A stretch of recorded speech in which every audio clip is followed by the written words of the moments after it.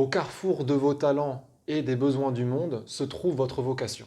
Quand vous couplez ces deux éléments-là, vous trouvez un endroit où professionnellement, eh bien, vous avez tout à fait votre place. C'est quelque chose de tellement naturel que je fais tellement sans réfléchir, j'ai pas l'impression que c'est exceptionnel. Un talent, ça n'est pas exceptionnel. Vous devez vous libérer des influences notamment de votre famille et de la société sur vos choix. Tout votre être va vraiment intérioriser cette capacité à le faire et au bout d'un moment, ça va devenir une sorte de réflexe. Osez affirmer de manière beaucoup plus authentique votre individualité, ce que vous avez au fond du bide, ce que vous avez dans le cœur, et faites le pari que vous allez trouver des entreprises qui vont accrocher avec ça.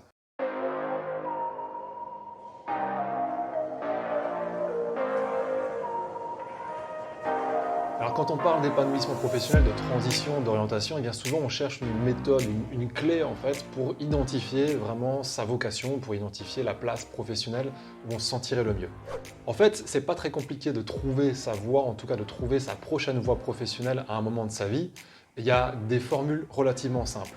Le plus compliqué, c'est généralement de s'autoriser à exprimer qui on est vraiment au fond de soi. Et puis aussi souvent, ce qui est important, c'est de se rendre compte de ce qu'on a au fond de soi.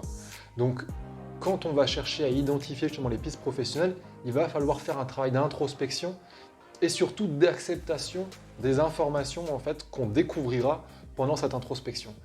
Je vais vous donner une clé qui est relativement simple, qui est certes sommaire mais qui fonctionne très bien et qui se retrouve dans une phrase d'Aristote qui dit quelque chose du genre « Au carrefour de vos talents et des besoins du monde se trouve votre vocation ».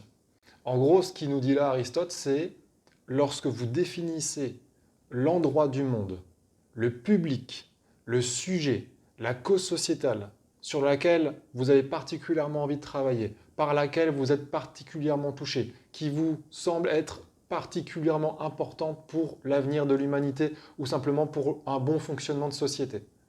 Et que vous couplez ça à ce qui est particulièrement individuel chez vous, ce qui est particulièrement spécifique à votre personnalité, à votre individualité, ce qui est particulièrement naturel ou fluide chez vous, dans votre personnalité, dans votre manière d'être, quand vous couplez ces deux éléments-là, eh bien, vous trouvez une vocation professionnelle. Vous trouvez un endroit où professionnellement, eh bien, vous avez tout à fait votre place. Donc, posez-vous ces deux questions-là. Qu'est-ce qui, moi, dans le monde, à l'extérieur de moi, m'intéresse particulièrement? Qu'est-ce qui, dans la société, vous semble être important de développer, de supprimer, de restaurer, de réparer? Et puis, faites le travail intérieur où vous allez réfléchir à vous, poser des mots sur votre personnalité. Il y a plein d'outils en ligne qui existent pour pouvoir identifier davantage qu'est-ce qui est naturel, quelles sont les tendances de notre personnalité, qu'est-ce qui nous est très individuel. On peut aussi discuter avec sa famille. Moi, je propose toujours l'exercice des trois avis à demander à trois personnes différentes qui nous connaissent bien, des collègues, des amis, de la famille, un conjoint, des enfants, en leur demandant quelles sont mes trois qualités, mes trois défauts. Et on peut même aller plus loin dans cette discussion, c'est demander, voilà, comment est-ce que tu décrirais ma personnalité? Comment tu décrirais la personne que je suis? Faites-le aussi pour vous. Réfléchissez à vos forces, réfléchissez à vos faiblesses, réfléchissez à ce qui vous anime particulièrement. Moi, j'ai plein d'exercices à vous proposer dans le programme d'accompagnement que je propose justement vers la transition et l'orientation pro, mais vous pouvez déjà le faire vous-même. Posez des mots sur qu'est-ce qui est naturel chez vous, quelles sont vos capacités naturelles, sans parler forcément de talent. Souvent, mes clients ont du mal à me dire « oui, mais ça, pour moi, c'est un talent ». Parce qu'en fait, c'est quelque chose de tellement naturel que je fais tellement sans réfléchir, j'ai pas l'impression que c'est exceptionnel. Un talent, ça n'est pas exceptionnel. Un talent, c'est exceptionnel pour les autres, mais pour vous, ça l'est rarement, c'est simplement naturel. Donc, identifiez déjà ce que vous savez faire naturellement et ce qui fonctionne plutôt bien. Et ça, vous le couplez avec justement ce qui vous intéresse à l'extérieur du monde. Et ensuite, essayez de réfléchir à quels sont les métiers ou quelles sont les entreprises dans lesquelles vous pourriez justement avoir une activité professionnelle qui réponde à ce mix de ces deux éléments. Et puis, si vraiment vous ne le trouvez pas dans la société, eh bien là, j'ai envie de vous dire, commencez à réfléchir à être entrepreneur.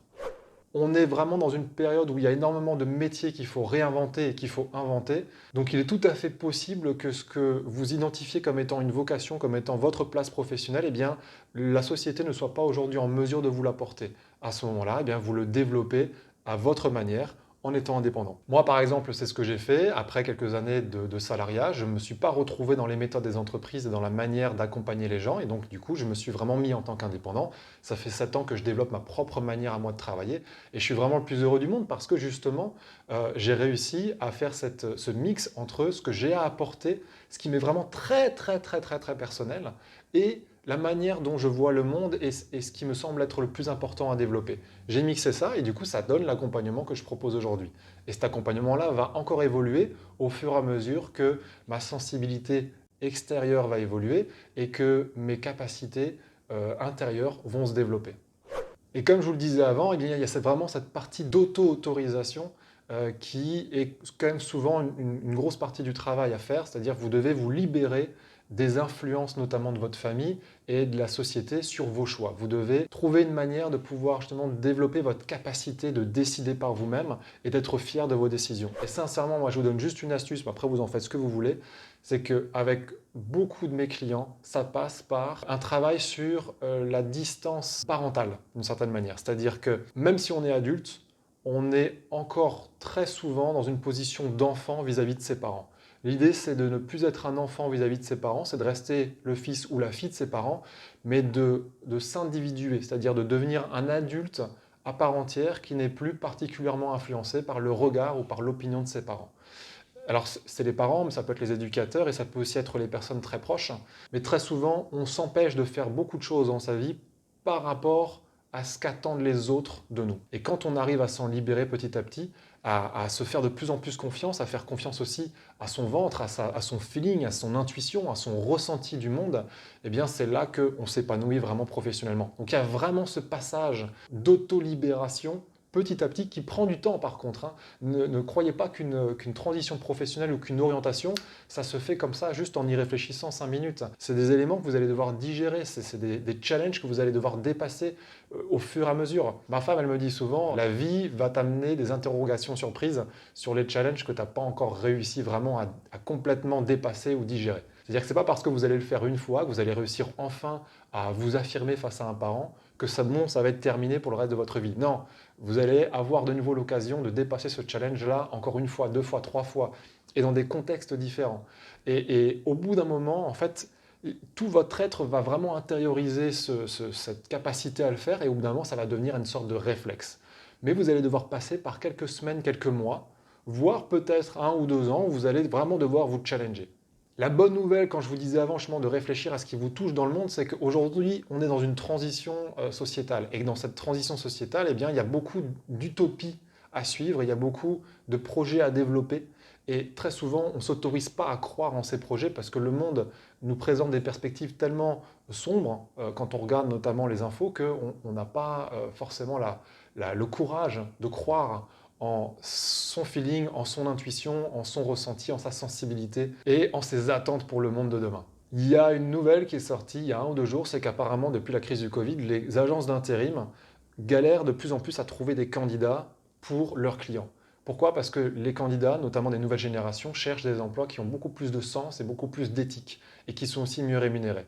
C'est-à-dire qu'il faut que maintenant qu'on est dans une transition de société, que les entreprises commencent à s'adapter et à proposer des emplois et des projets à leurs candidats qui soient davantage faits de sens, d'éthique, de valeurs solidaires, de valeurs humaines et qui soient basés sur un modèle économique qui soit durable. Donc maintenant, aux entreprises aussi de s'adapter à ça et de proposer aux candidats des emplois et des projets qui sont beaucoup plus motivants pour eux, comprenant qu'aujourd'hui, on est aussi dans un contexte vraiment de crise qui nécessite de pouvoir réinventer énormément de métiers, énormément de façons de faire, énormément de manières de travailler ensemble, et que c'est soit on va s'adapter, soit on va disparaître. Donc, prenons ça comme une réelle opportunité de pouvoir créer plein de choses super chouettes.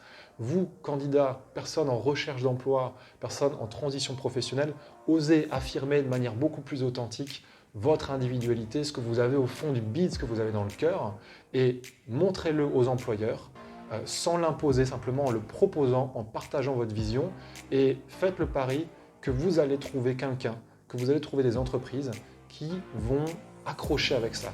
Je peux vous garantir que toutes les personnes avec qui j'ai travaillé, qui ont osé fonctionner de cette manière-là, ont trouvé à terme des employeurs ou des projets avec lesquels ils se sentaient vraiment bien. Je vous souhaite du coup tout le courage dont vous avez besoin, mais je vous souhaite aussi de prendre ça comme un super projet d'évolution personnelle et d'évolution sociétale. Et si vous avez des questions, évidemment, je reste disponible comme d'habitude dans les chats, dans les messages et par téléphone, SMS et mail. À bientôt!